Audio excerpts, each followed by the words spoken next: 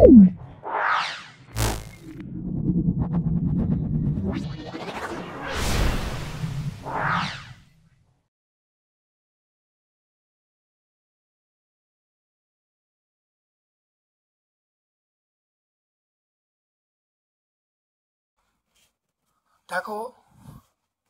Physical science set 15 এটা আমরা ব্যাখ্যা করছি। ভিডিওটা প্রথম থেকে শেষ পর্যন্ত দেখো, অবশ্যই ভিডিও থেকে তোমরা উপকৃত হবে। দেখে নাও, বায়ুমণ্ডলের যে স্তরকে প্রাকৃতিক সৌর পর্দা বলা হয় সেটা হলো ওজোনোস্ফিয়ার বলা হয়, ওজোনোস্ফিয়ারকে। তারপর দেখো, উত্তপ্ত করলে আবদ্ধ গ্যাসের কোনটি বাড়বে? উত্তপ্ত করলে আবদ্ধ গ্যাসের চাপ বাড়বে। এসটিপিতে কোনো গ্যাসের আয়তন 67.2 লিটার, বাষ্প ঘনত্ব যদি 7 হয় তাহলে আণবিক ভর কত হবে? ওটা অবশ্যই 42 হবে। তারপর দেখো, দেখে নাও, ক্ষেত্র প্রসারণ গুণাঙ্কের একক নির্ভর করে শুধুমাত্র উষ্ণতার এককের উপরে। তারপর চলে এসো, এফ ফোকাস দৈর্ঘ্যের অবতল লেন্সকে জলে নিমজ্জিত করলে নতুন ফোকাস দৈর্ঘ্যের কোনো পরিবর্তন ঘটবে না, অর্থাৎ এপি হবে। তারপরে 1.6 আলোর প্রতিসরণ কোণের আলোর প্রতিসরণে আপাতন কোণের মান কত হলে সাইন আই বাই সাইন আর সমান প্রযোজ্য হবে না? এই সমীকরণটি প্রযোজ্য হবে না। এটা আপাতন কোণ 0 ডিগ্রি হলে বা লম্ব আপাতন হলে।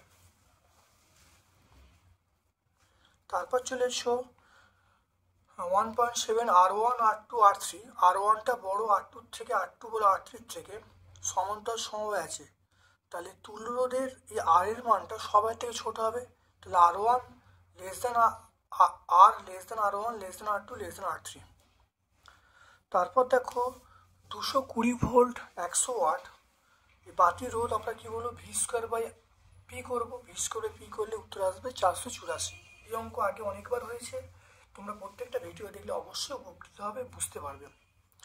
তারপর চলে এসো, বিটা কণার ভর একটি ইলেকট্রন ভরের সমান। ইলেকট্রনের ভর যা, বিটা কণার ভর তাই। কোন মৌলটি বিজারণ ক্ষমতা সবচেয়ে কম? বিজারণ ক্ষমতা সবচেয়ে কম বলবে লিথিয়াম বলবো, এলাই বলবো।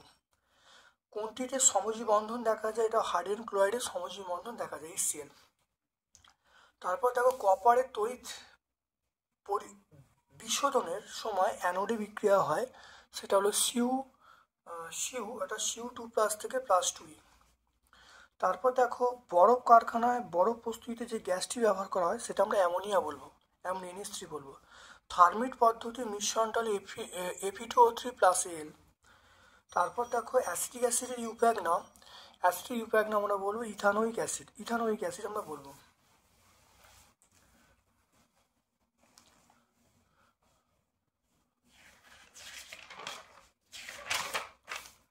তারপর চলে এসো, দেখে নাও, একটি জৈব গ্রিনহাউস গ্যাসের নাম ও সংকেত। জৈব গ্রিনহাউস গ্যাসের নাম আমরা কি বলবো? মিথেন বলবো। দেখো CH4 বলবো। তারপর দেখো, একটি শক্তি উৎসের নাম লেখো যা প্রত্যক্ষ পরোক্ষ সূর্য থেকে আসে না, এটা আমরা বলবো ভূতাপ শক্তি। দেখতে পাচ্ছি ভূতাপ শক্তি। তারপর দেখে নাও, অথবা প্রশ্ন আছে, বায়ুমণ্ডলে কোন স্তরে জলীয় বাষ্পের পরিমাণ সর্বাধিক? আমরা বলবো ট্রপোস্ফিয়ারে সবচেয়ে বেশি জলীয় বাষ্প থাকে। তারপরে দেখে নাও, চার্লসের এই যে চার্লসের এই ভিটি লেখচিত্র উষ্ণতা অক্ষকে কোন তাপমাত্রায় ছেদ করে? অবশ্যই 0K।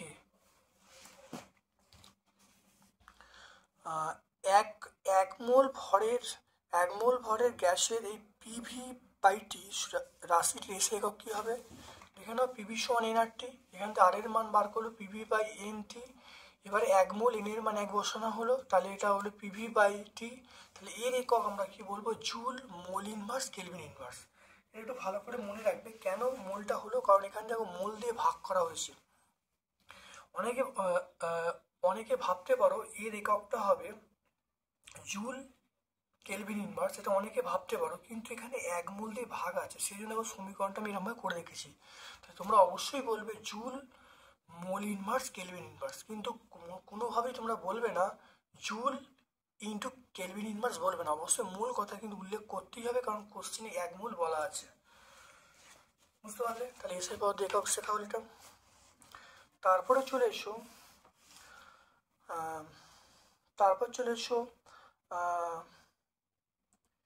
কোনো তরলের কোন প্রসারণ গুণাঙ্ক পাত্রের উপর নির্ভর করে, এটা আমরা বলবো আপাত প্রসারণ গুণাঙ্ক পাত্রের উপর নির্ভর করে। তো এটা আমরা বলবো আপাত প্রসারণ গুণাঙ্ক পাত্রের উপর নির্ভর করে। তারপরের প্রশ্ন চলে এসো, কঠিনের ক্ষেত্র প্রসারণ গুণাঙ্ক 2 × 10⁻5 পার ডিগ্রি সি হলে দৈর্ঘ্য প্রসারণ গুণাঙ্ক কী হবে? আমরা জানি আলফা সমান β/2, বিটার মান দেওয়া আছে আলফা 2 ভাগ করে দেবো, ভাগ করলে আলফার মান পেয়ে যাবো 10⁻⁻5 পার ডিগ্রি সি পেয়ে যাবো। আলফা মানে রৈখিক প্রসারণ গুণাঙ্ক বা দৈর্ঘ্য প্রসারণ গুণাঙ্ক। তারপর দেখে নাও, রৈখিক বিবর্ধনের মাত্রায় কোনো মাত্রা নেই, এককহীন মাত্রাহীন রাশি, তাহলে একক নেই মাত্রা নেই, তাহলে আমরা যদি এরকমভাবে একক আমরা লিখতে পারি মাত্রা লিখতে পারি m⁴0, l⁴0, t⁴0, এটা মাত্রাহীন, আর এটা অবশ্যই এককহীন, তাহলে এককহীন মাত্রাহীন রাশি। তাহলে এবার দেখো, কাঁচের দেখে নাও, কাঁচের দণ্ডকে গ্লিসারিনের ওভালে সেটা অদৃশ্য হয়ে যায় কেন? প্রতিসরাঙ্ক সমান হওয়ার জন্য, বলবে প্রতিসরাঙ্ক সমান হয়ে যায়। তারপর দেখো, একই পরিবাহীর মধ্যে যে সরু এবং মোটা তারের দৈর্ঘ্য সমান, বিভব প্রয়োগ একই বিভব প্রয়োগ করা হলো, কোনটি প্রবাহমাত্রা বেশি হবে? মনে রাখবে যার রোধ কম তার প্রবাহমাত্রা বেশি হবে। তাহলে এখানে দেখো সরু তারের রোধ বেশি, তাহলে সরু তারের রোধ বেশি হওয়ার জন্য প্রবাহমাত্রা কম হবে। তাহলে মনে রাখবে সরু তারের রোধ বেশি, তাহলে প্রবাহমাত্রা কম, মোটা তারের রোধ কম, তাহলে আমরা প্রবাহমাত্রা বেশি বলবো। কীভাবে হবে দেখো করে দেখি, এটাকেও করে দেখি, দেখে নাও এটা করে দেখেছি। দেখো তারটা যত মোটা হবে দেখো রোদটা কম হবে, তারটা সরু হলে রোদটা বেশি হবে। দেখেন এখান থেকে, কারণ রোদের সঙ্গে প্রস্থচ্ছেদ ব্যস্ত সম্পর্কে আছে। দেখো ব্যস্ত সম্পর্কে আছে, এখান থেকে বলা যায় সরু তারে রোদ বেশি, মোটা তারে রোদ কম। দেখে নাও, তারপর চলে এসো দেখো, বাল্যচক্রের প্রবাহমাত্রার দিক পরিবর্তন না করে কিভাবে চাকাটি ঘূর্ণনে অভিমুখ পাল্টানো যাবে? এটা বলবে চুম্বকের অভিমুখ পাল্টালে পাল্টে যাবে। তারপর দেখো 2.10, কুরি এবং রাদারফোর্ডের সম্পর্ক। মনে রাখবে 1 কুরি সমান 3.7, সেটা 3.7 × 10⁻10 বেকারেল। তারপর নিউক্লিয়াস সংযোজনে যে শক্তি মুক্ত হয় তার উৎস কি? অবশ্যই এর বিভাজন, তাহলে উৎস আমরা বলবো নিউক্লিয় বিভাজন বলবো, কিন্তু ভর বিচ্যুত হয়ে যায়, মানে ভর ঘাট থেকে তৈরি হয়। তাহলে প্রথম আমরা বলবো নিউক্লিয় বিভাজন প্রক্রিয়ার নাম, আর ভর ঘাটতির জন্য এটা সৃষ্টি হয়। তাই দুটো কথা আমরা সাইড বাই সাইড দুটো একসঙ্গে লিখবো আমরা। তারপর চলে এসো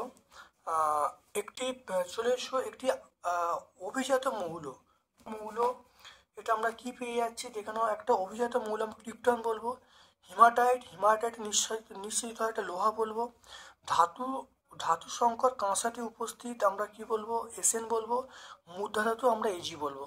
দেখে নাও, তো এটা হয়ে গেল।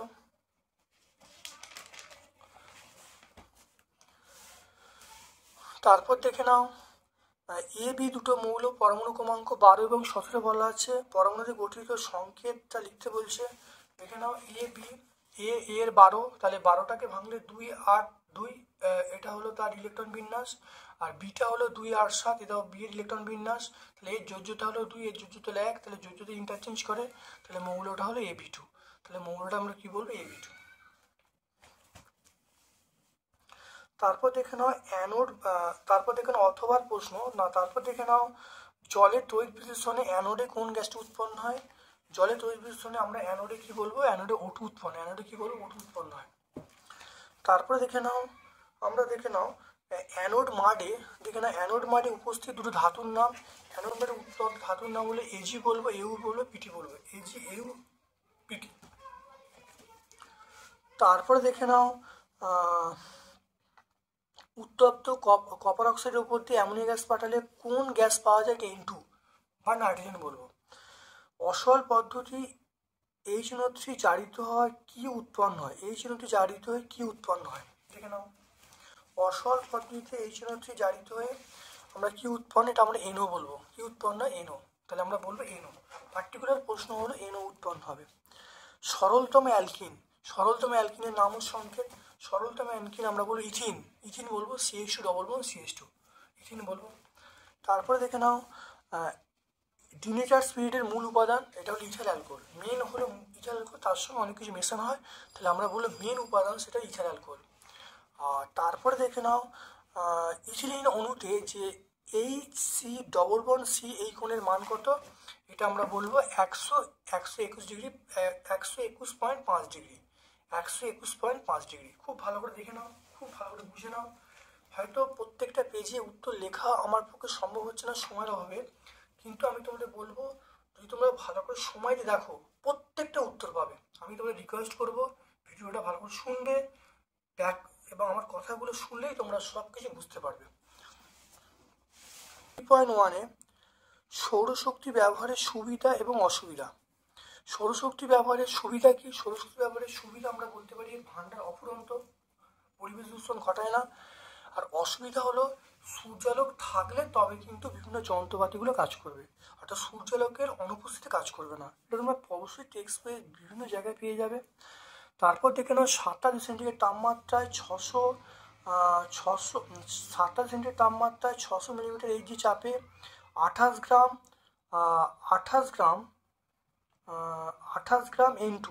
গ্রাম N2 এবং 44 গ্রাম CO2, এটা ওটা নয়, CO2 অধিকৃত আয়তনের অনুপাত নির্ণয় করতে বলছে। দেখে নাও ভালো করে। দেখো টি এর মান 27 + 273 300 কেলভিন, পি এর মান 600 mMHg, তাহলে এটা তাপমাত্রা এবং চাপ সমান।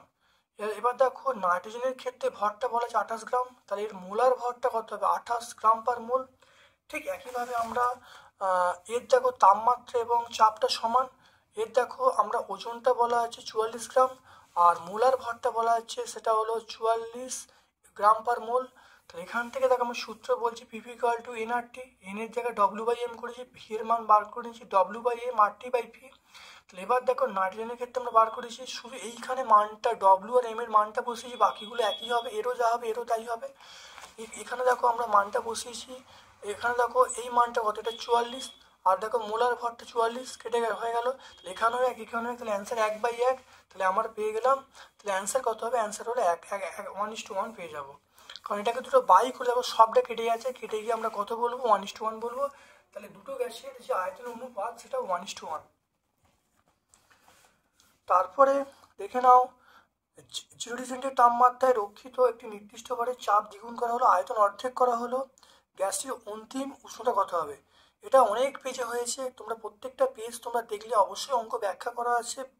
আমরা এর আগের পেজে পুরো ব্যাখ্যা করেছি, সেখানে তোমরা দেখে নেবে, বা এছাড়া আগে প্রথম দিকে আমরা অনেক পেজেগুলো সলভ করেছি, এটা নতুন করে দেখাচ্ছি না, অবশ্যই অঙ্কটা সলভ করা আছে। তারপর দেখো 3.3 বায়ুর সাপেক্ষে, দেখে নাও বায়ুর সাপেক্ষে জলের প্রতিসরাঙ্ক 4/3। তারপর দেখো বায়ুর সাপেক্ষে কাঁচের প্রতিসরাঙ্ক 3/2, জলের সাপেক্ষে কাঁচের প্রতিসরাঙ্ক বার করতে বলেছে। তাহলে বায়ুর সাপেক্ষে দেখে নাও বলা আছে বায়ুর সাপেক্ষে জলের, তাহলে দেখে নাও বায়ুর সাপেক্ষে জলে 4/3, এটা হলো বায়ুর সাপেক্ষে জল, এটা হলো বায়ুর সাপেক্ষে কাঁচ বসানো হলো। এবারে কোশ্চেনে চেয়েছে জল সাপেক্ষে কাঁচ, দেখো জল এটা ওয়াটার মানে ডব্লিউ মানে ওয়াটার, তাহলে ওয়াটারের সাপেক্ষে গ্লাস মানে ওয়াটারের সাপেক্ষে কাঁচ করা হয়েছে। এটাকে ভাঙলে প্রথমে হবে এমইউজি বাই এমইউডব্লিউ, মানগুলো বসিয়ে দেওয়া হয়েছে, বসিয়ে দেখো আমি পেয়ে গেলাম ডব্লিউমিউজি মানে জলের সাপেক্ষে কাঁচের প্রতিসরাঙ্ক পেয়ে গেলাম 9/8। তাহলে জলের সাপেক্ষে কাঁচের প্রতিসরাঙ্ক আমরা পেয়ে গেলাম কত, আমরা পেয়ে গেলাম অবশ্যই 9/8।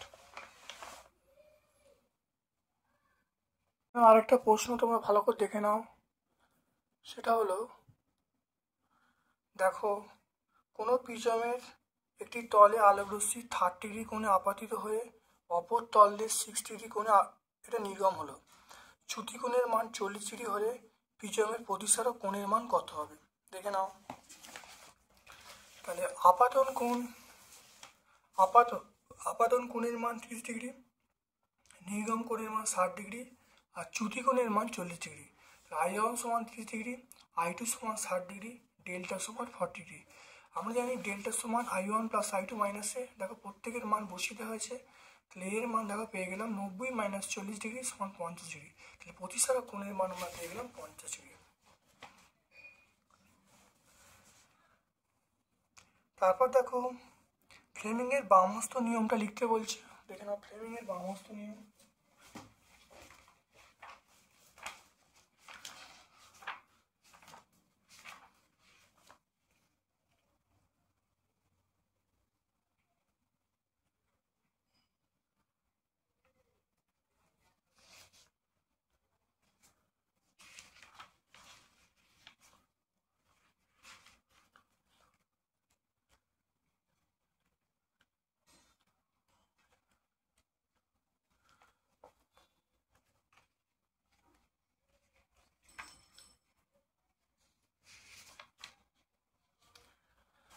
দেখে নাও ফ্লেমিংয়ের বামহস্ত নিয়ম।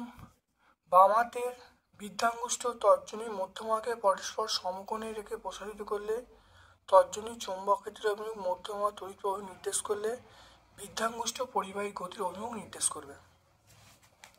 এটা আমরা 78 পেজে পেয়ে যাব, পেজ নাম্বার 78-এ এটা পেয়ে যাব। সোডিয়াম ক্লোরাইডের গলনাঙ্ক গ্লুকোজের গলনাঙ্ক থেকে সোডিয়াম ক্লোরাইডের গলনাঙ্ক গ্লুকোজের গলনাঙ্ক থেকে অনেকটা বেশি কেন? দেখে নাও আয়নীয় যৌগের গলনাঙ্ক স্ফুটনাঙ্ক বেশি হয় কেন? এইটা লিখলেই হবে, কারণ সোডিয়াম ক্লোরাইড হলো আয়নীয় যৌগ, তাহলে আয়নীয় যৌগের গলনাঙ্ক স্ফুটনাঙ্ক বেশি হয় কেন? কারণ আয়নীয় যৌগের কেলাসগুলিকে বিচ্ছিন্ন করতে প্রচুর পরিমাণে তাপশক্তির প্রয়োজন, সেই জন্যে এর গলনাঙ্ক স্ফুটনাঙ্ক বেশি হয়। তাহলে সোডিয়াম ক্লোরাইডের ক্ষেত্রে আয়নগুলিকে বিচ্ছিন্ন করতে প্রচুর পরিমাণে তাপশক্তির প্রয়োজন হয়, সেই জন্য সোডিয়াম ক্লোরাইডের গলনাঙ্ক স্ফুটনাঙ্ক বেশি হয়। অন্যদিকে যে প্রশ্নটা বলা আছে, অন্যদিকে দেখো গ্লুকোজ জলে দ্রবীভূত হয়, মানে হলো সময় যৌগ, তবে এদের গলনাঙ্ক স্ফুটনাঙ্ক কম হয়।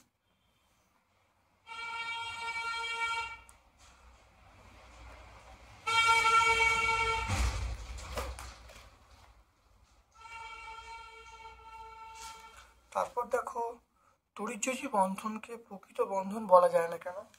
এটা আমরা দেখে নাও, এখানে উত্তরটা পেয়ে যাব, সুন্দরভাবে লেখা আছে, ভালো দেখে নেবে। 319 পেজে উত্তরটা পেয়ে যাব। ইথিলিন এবং নাইট্রোজেনের লুইস ডট ডায়াগ্রাম দেখা যাবে। ইথিলিন এবং নাইট্রোজেন,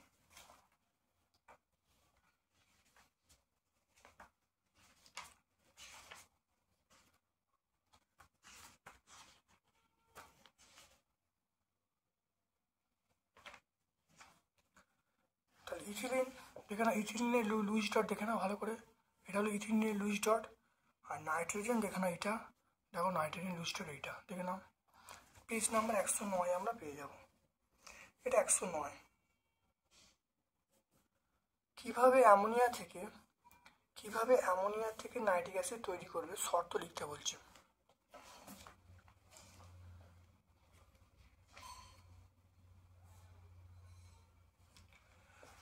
দেখে নাও, অ্যামোনিয়া থেকে নাইট্রিক অ্যাসিড প্রস্তুতি মানে আমরা বলবো সেটা অসওয়াল্ড পদ্ধতি। অসওয়াল্ড পদ্ধতিতে ধাপগুলো 3টে স্টেপ আছে, 3টে স্টেপ দিলে উত্তর পেয়ে যাব। এটা 126 পেজে, এটা হলো 126 পেজে, দুয়ারি গাঙ্গুলি মাইতি 126 পেজে আমরা পাবো। তারপর দেখো কপার সালফেটের জলীয় দ্রবণে লোহার পেরেক রাখলে কি ঘটবে বিক্রিয়া দিতে বলছে।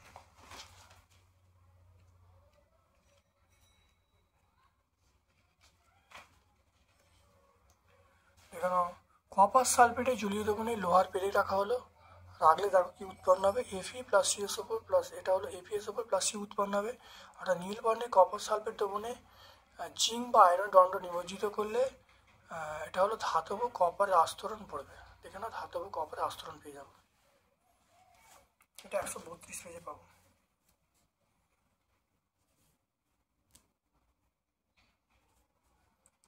তারপর দেখো বায়ুতে ধাতব কপার থেকে কিছুদিন রেখে দিলে সবুজ হয়ে যায় কেন?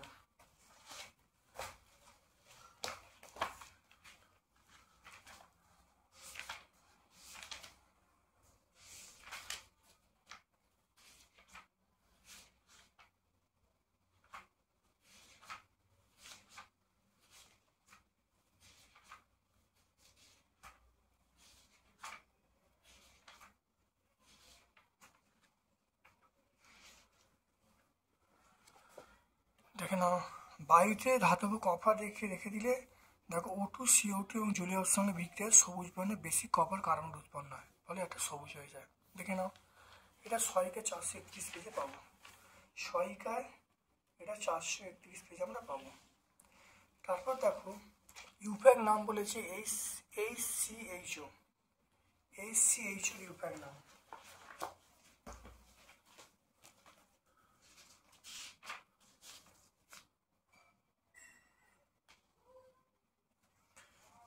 দেখে নাও, HCHO ইউপ্যাক নাম হলো মিথানল। দেখে নাও, এটা মিথানল। তারপরে দেখো পরেরটা কি আছে, CH3CH2H। দেখো CH3, দেখে নাও CH3CH2H, এর ইউপ্যাক নাম দেখেন ইথানল, তাহলে এটা ইথানল, বুঝতে পারছো? ইউপ্যাক নাম পেয়ে গেলাম।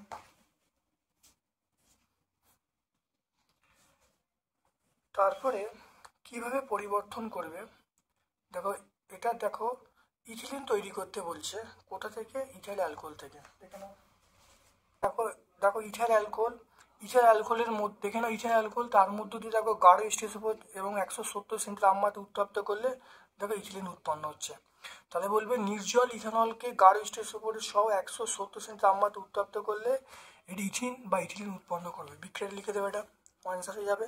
এটা 147 পেজে আমরা পাবো। এখানে লেখার জায়গা হচ্ছে না, আমি লিখছি না, আমি ব্যাখ্যা করে দিচ্ছি, দেখে নাও।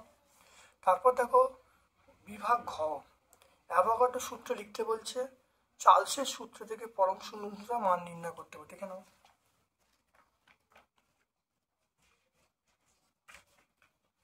এখানে অ্যাভোগাড্রোর সূত্র দেখে নাও, একই চাপ উষ্ণতায় সমায়তন সব গ্যাসের সমাংশক অণু থাকে, এটা হলো আমরা সূত্রটা বলবো।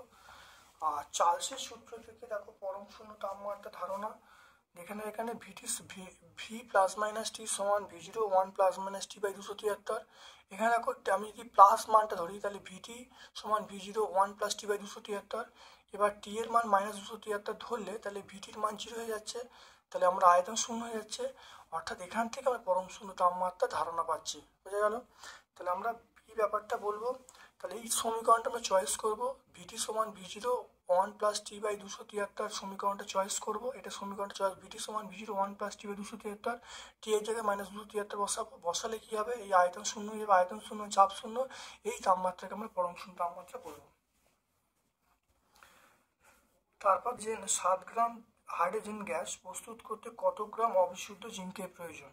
অবিশুদ্ধ জিঙ্কে 88% জিঙ্ক বর্তমান। দেখে নাও Zn প্লাস H2SO4, দেখে নাও Zn প্লাস H2SO4 সেটা হলো আমরা বলবো Zn প্লাস H2SO4, এটা বলবো ZnSO4 plus H2। Zn plus H2SO4 এটা আমরা বলবো ZnSO4 প্লাস H2। দেখে নাও Zn প্লাস H2SO4 এটা আমরা বলবো ZnSO4 প্লাস H2। দেখে নাও 65.5 গ্রাম, এটা হলো দেখে নাও হাইড্রোজেন 2 গ্রাম, তাহলে 2 গ্রাম হাইড্রোজেন পেতে আমরা জিঙ্ক লাগবে কত? 65.5 গ্রাম।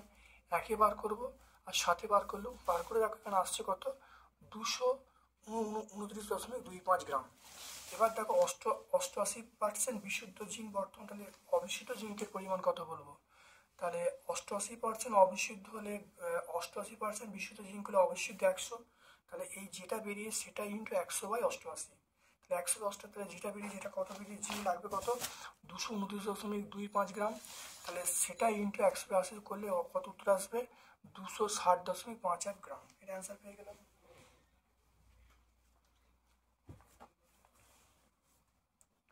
তারপর দেখে নাও তামার দৈর্ঘ্য প্রসারণ গুণাঙ্কের মানটা বলা আছে, এটা পার ডিগ্রি সি বলতে কি বোঝো? লোহার জায়গায় তামা লিখবে, একদম সব একই হবে, শুধু যে মানটা বলা আছে সেই মানটা তোমরা লিখবে। লোহার জায়গায় শুধু তামা লিখবে আর যে মানটা বলে সেটা লিখবে। অর্থাৎ দেখো বলছি, দেখে নাও আমরা উত্তরটা বলছি, একটু মিলিয়ে নাও। তাহলে দেখো তামার দৈর্ঘ্য প্রসারণ গুণাঙ্ক 0.0000717 পার ডিগ্রি সি বলতে বোঝায় যে কোনো তামার দণ্ড উষ্ণতা 1 ডিগ্রি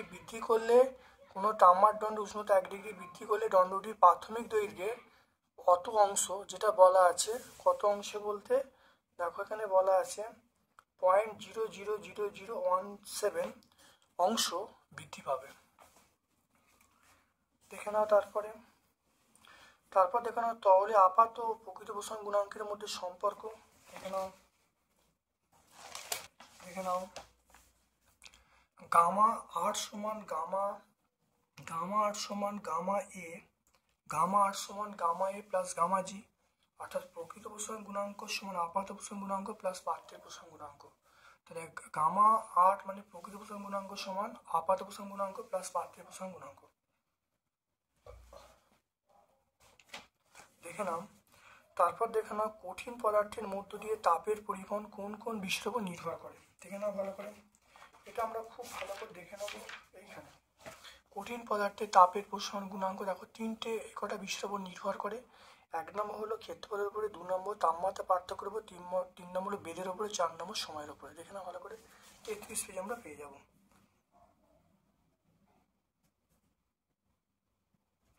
পেজ নাম্বার 33-এ পেয়ে যাব।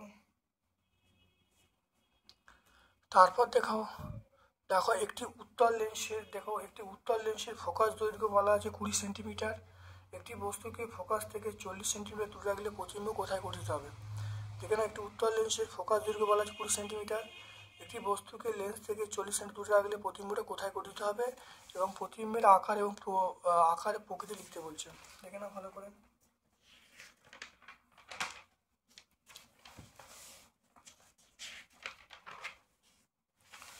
দেখে না এফ এর মান 20, ইউ এর মান 40। তাহলে এখান থেকে দেখো আমরা কি বলবো, তাহলে দেখো 1/v মাইনাস 1/v, এফ এর মান 20 আর দেখো ইউ এর মান কত 40 সেন্টিমিটার। আমরা জানি 1/v মাইনাস 1v কত 1/f। দেখো মানগুলো বসিয়ে দিয়েছি, 1/v এর মান বার করছি, দেখো 3/40। তাহলে দেখো ভি এর মান দেখো 40/3। তাহলে খুব ভালো করে দেখে দাও। তাহলে এটা হলো ভি এর মান 16.2/3 সেমি। তাহলে এখানে দেখো এম এর মান কত হবে, এম এর মানে v/u, ভি এর মান ইউ এর মান বসে 1/3। তাহলে এখানে দেখো বিবর্ধনের মানটা 1-এর থেকে ছোট হবে। তাহলে এখানে সিদ্ধান্ত কি বিবর্ধন 1-এর থেকে ছোট হবে। তাহলে মানে দেখে যাচ্ছে প্রতিবিম্ব কত, তাহলে প্রতিবিম্ব 40/3 সেমি দূরে অবস্থান করবে, বিবর্ধন 1-এর থেকে ছোট হবে, এটা বললেই হবে।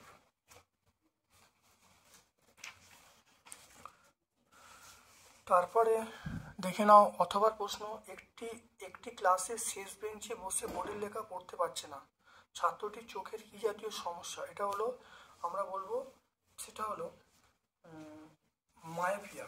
তাহলে এই চোখের সমস্যার নাম হলো মায়োপিয়া। এটা অবশ্যই অবতল লেন্স ব্যবহার করতে হবে। তাহলে এটা হলো প্রথম আমরা বলবো মায়োপিয়া, রোগটার নাম হলো মায়োপিয়া, আর এখানে আমরা অবতল লেন্স ব্যবহার করব। দন্ত চিকিৎসকরা কোন ধরনের দর্পণ ব্যবহার করে, আমরা অবতল দন্ত চিকিৎসকরা আমরা অবতল দর্পণ বা ডাক্তাররা অবতল দর্পণ ব্যবহার করে। তারপর দেখো 4.5 দেখে নাও, একটি বস্তুর দৈর্ঘ্য বলা আছে 5 সেন্টিমিটার। লেন্সের সামনে বস্তুটিকে 2 সেন্টিমিটার দূরে রেখে 10 সেন্টিমিটার দৈর্ঘ্যের প্রতিবিম্ব পাওয়া গেল, রৈখিক বিবর্তন ও প্রতিবিম্ব দূরত্ব বার করতে বলছে। খুব ভালো দেখে নাও এখানে দেখে নাও। তাহলে আমরা সূত্র জানি এম সমান প্রতিবিম্ব দূরত্ব বাই বস্তু দূরত্ব। এম সমান আমরা জানি প্রতিবিম্ব দূরত্ব বস্তু দূরত্ব সমান প্রতিবিম্ব দৈর্ঘ্য বাই বস্তু দৈর্ঘ্য। এখানে দেখে নাও প্রতিবিম্ব দূরত্ব বার করতে চাইছি, বস্তু দূরত্ব 2 দেওয়া আছে। আর দেখে নাও এখানে উচ্চতা দেখো, এখানে উচ্চতা দেওয়া আছে, দুটো উচ্চতা দেওয়া আছে। তাহলে করলে দেখো 2 পেয়ে, তাহলে বিবর্ধন আমি কিন্তু 2 পেয়ে গেলাম। তাহলে একটা উত্তর আমরা 2 পেয়ে গেছি। তাহলে 2-এর সঙ্গে দেখো 2 গুণ করলে আমরা 4 পেয়ে যাবো। তাহলে আমরা কত পেয়ে যাবো, মানে তাহলে পেয়ে যাচ্ছি প্রতিবিম্ব দূরত্ব 4 সেন্টিমিটার। আর বিবর্ধন, তাহলে রৈখিক বিবর্ধন কত,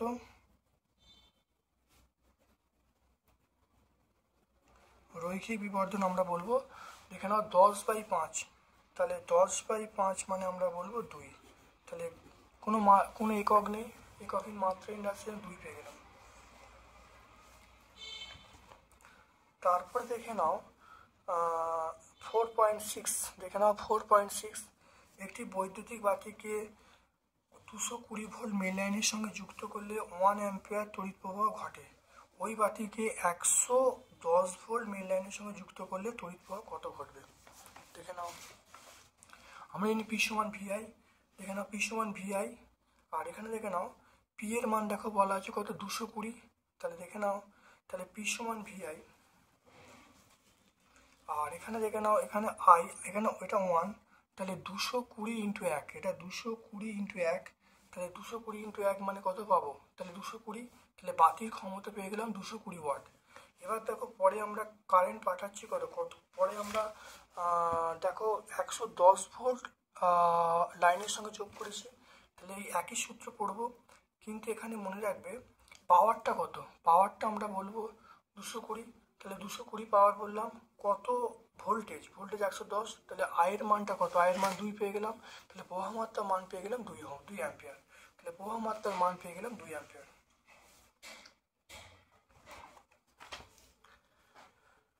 তারপর দেখে নাও অথবা প্রশ্ন, 2 ওহম 3 ওহম 6 ওহম রোধগুলিকে কিভাবে সংযোগ করলে তুল্য রোধ 4 হবে এবং 1 ওহম হবে। দেখে নাও,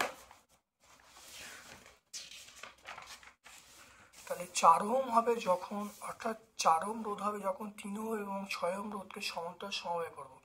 তাহলে এটা অবশ্যই লিখে নেবে যে যখন 3 ওহম এবং 6 ওহম রোধকে সমান্তরাল সমবায় রাখা হবে তার সঙ্গে, তাহলে 3 ওহম এবং 6 ওহম রোধকে যখন সমান্তরাল সমবায় রাখা হবে এবং তার সঙ্গে 2 ওহমটা শ্রেণী সমবায় থাকবে, তখন তুল্য রোধ কত হবে? 4 হবে। দেখে নাও এই দুটো দেখো রোধ কত হবে তুল্য রোধ। দেখো আরপি সমান আমরা কিন্তু দুটো রোধ গুণফল বাই যোগফল, তাহলে গুণফল 3 × 6, যোগফল 3 + 6, তাহলে করলে 2 ওহম, তাহলে 2 + 2 মানে কত হচ্ছে 4, 2 + 2 করলে 4 ওহম পেয়ে যাচ্ছি। তাহলে এর তুল্য রোধ কত হলো? 4 ওহম। তাহলে বলবে এইরকম সার্কিট এঁকে দেবো, বলবে 3 ওহম এবং 6 ওহম পরস্পর সমান্তরাল সমবায় থাকবে, তার সঙ্গে এই 2 ওহম শ্রেণী সমবায় থাকবে। তারপর দেখুন 1 ওহম কী করে হবে? 1 ওহম হবে 3টে রোধ যখন সমান্তরাল সমবায় থাকবে, অর্থাৎ 2 ওহম 3 ওহম 6 ওহম যখন রোধগুলো সমান্তরাল সমবায় থাকবে তখন তার মানে তুল্য রোধের মানটা 1 হবে। দেখো মানটা বসিয়েছি, প্রত্যেকে দেখো 1/2, এখানে দেখো তাহলে সূত্রটা হলো 1/p সমান 1/r1 + 1/2 + 1/r3। প্রত্যেকের মান 2, 3, 6 বসিয়েছি, বসিয়ে দেখো এখানে আরপির মান পেয়ে গেলাম 6/6, তাহলে আরপির মান পেয়ে গেলাম 1 পেয়ে গেলাম। আর 1 তাহলে আরপি, তাহলে 1/rপির মান 6/6, তাহলে আরপির মান 1 পেয়ে গেলাম, তাহলে তুল্য রোধের মানটা হলো 1 ওহম পেয়ে গেলাম। তাহলে তো যখন 3 রোধকে যখন সমান্তরাল সমবায় বসাবো তখন তুল্য রোধ কিন্তু 1 হবে, 1 ওহম হবে। তারপর দেখে নাও 4.7, দেখে নাও 4.7 জুলের সূত্র। জুলের দেখো তাপীয় ফল বিষয়ক জুলের 3টে সূত্রে গাণিতিক রূপ সহ বিবৃত করতে বলছে। গাণিতিক রূপ সহ বিবৃত, দেখে নাও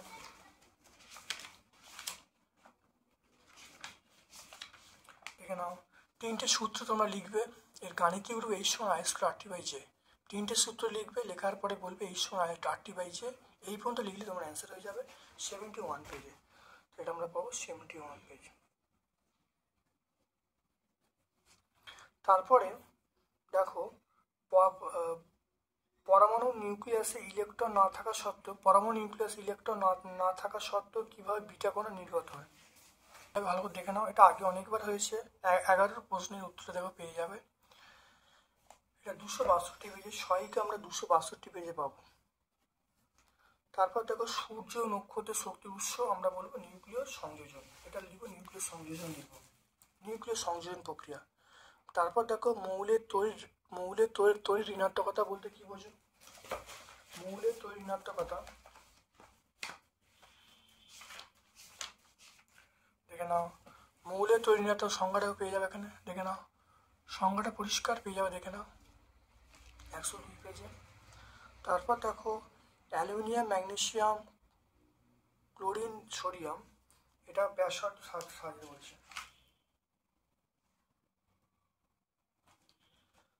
দেখে নাও তাহলে এন এর সবচেয়ে বেশি হবে, তারপর ম্যাগনেসিয়াম, তারপর অ্যালুমিনিয়াম, আর লাস্টে ক্লোরিন। তাহলে এন এ, ম্যাগনেসিয়াম, এল, তারপর ক্লোরিন বলবো। এটা 101 আমরা পাবো। এটা আমরা কত পাবো? 102, 101 এটা পাবো। টোটাল প্রশ্নের উত্তর আমরা 101, 102 পাবো। তারপর দেখো নিষ্কাশনের সাহায্যে অ্যালুমিনিয়ামের নিষ্কাশনের জন্য যে গলিত মিশ্রণে তড়িৎ বিশ্লেষণ করা হয় তাতে বিশুদ্ধ অ্যালুমিনিয়াম ছাড়া আর কী কী নেওয়া হয় এবং তড়িৎ বিশ্লেষণ ক্যাথোড অ্যানোডে কী ব্যবহার করা হয়। দেখে নাও খুব ইম্পর্টেন্ট প্রশ্ন, প্রত্যেকটা পেজে পেজে আছে, খুব ভালো করে প্র্যাকটিস করবে। দেখে নাও, দেখে নাও এই উত্তরটা পেয়ে যাবে। অ্যালুমিনিয়ামের তড়িৎ বিশ্লেষণ ভালো করে পড়ে নেবে, প্রত্যেকটা উত্তরের মধ্যে আছে, দেখে নাও প্রত্যেকটা উত্তর আছে এর মধ্যে। 115 পেজ আমরা পাবো, এই উত্তরটা আমরা টেক্সট বই 115 পাবো। তারপর দেখো স্পর্শ পদ্ধতিতে SO2 থেকে H2SO4 কীভাবে তৈরি করবে।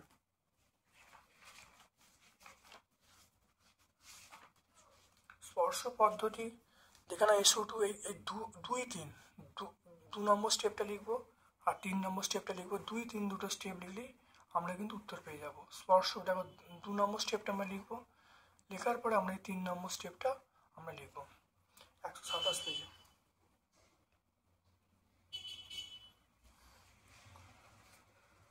তারপর দেখো লিডলার অনুঘটক কাকে বলে, এর ব্যবহার। লিডলার অনুঘটক, লিডলার অনুঘটক কাকে বলে দেখে নাও। অ্যাসিটের দ্বারা আংশিকভাবে নিষ্ক্রিয় করা CaCO3 বা BSO4 এর অধক্ষিপ্ত প্যালাডিয়াম চূর্ণকে লিডলার অনুঘটক বলে। দেখে নাও, লেড অ্যাসিটের দ্বারা আংশিকভাবে নিষ্ক্রিয় করা CaCO3 বা BSO4 এর উপর অবক্ষিপ্ত প্যালাডিয়াম চূর্ণকে লিডলার অনুঘটক বলে।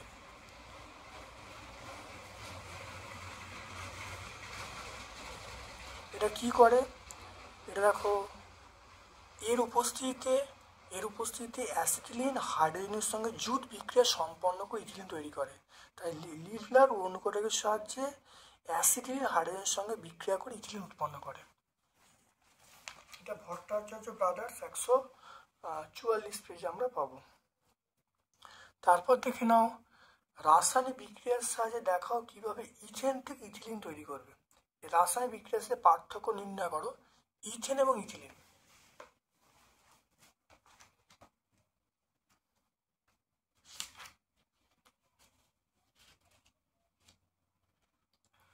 দেখে নাও ইথেন, দেখে নাও এখানে ইথিলিন, দেখে নাও ইথিলিনের সংকেত হলো C2H4 আর ইথেনের সংকেত হলো C2H6। দেখো, অর্থাৎ এখানে দেখো ইথিলিন থেকে যদি হাইড্রোজেনের সঙ্গে বিক্রিয়া করা যায় প্ল্যাটিনাম বা র্যানি অনুঘটকের সাহায্যে বা র্যানি নিকেলের সাহায্যে ইথেন তৈরি হবে। দেখতে পাচ্ছ দুটো আলাদা, দেখতে পাচ্ছ এটা আমরা 144 পেজেই পাবো। এটা 144 পেজেই পাবো। একটি জৈব ভঙ্গুর পলিমারের নাম, জৈব ভঙ্গুর পলিমারের নাম আমরা বলবো সেসার বলবো। জৈব ভঙ্গুর পলিমারের নাম আমরা বলবো সেসার। তাহলে আজকে আমরা 15তম সেটটা সম্পূর্ণ ব্যাখ্যা করলাম।